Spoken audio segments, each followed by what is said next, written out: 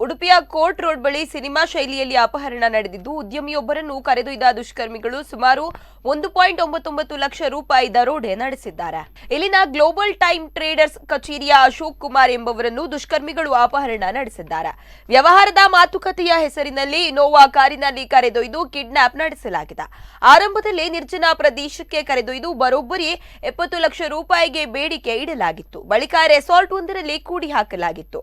July 17ರಂದು ಆರೋಪಿಗಳು ಅಶೋಕ್ ರವರನ್ನು ಉಡುಪಿಗೆ ಕರೆತಂದಿದ್ದಾರೆ.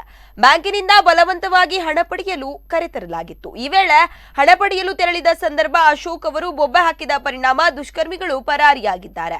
ಇನ್ನು ಆರೋಪಿಗಳು ಬರೋಬ್ಬರಿ 1,99,500 ರೂಪಾಯಿ ನಗದು 2 ಮೊಬೈಲ್ ಫೋನ್ಗಳನ್ನು ಕಿತ್ತುಕೊಂಡು ಪರಾರಿಯಾಗಿದ್ದಾರೆ. ಈ ದೃಶ್ಯಾವಳಿಗಳು ಸಿಸಿಟಿವಿಯಲ್ಲಿ ಸೆರೆಯಾಗಿದೆ. ಅಶೋಕ್ ಕುಮಾರ್ ಮೂಲತಃ ತುಮಕೂರಿನವರಾಗಿದ್ದು ಉಡುಪಿಯಲ್ಲಿ ಉದ್ಯಮ ನಡೆಸುತ್ತಿದ್ದರು.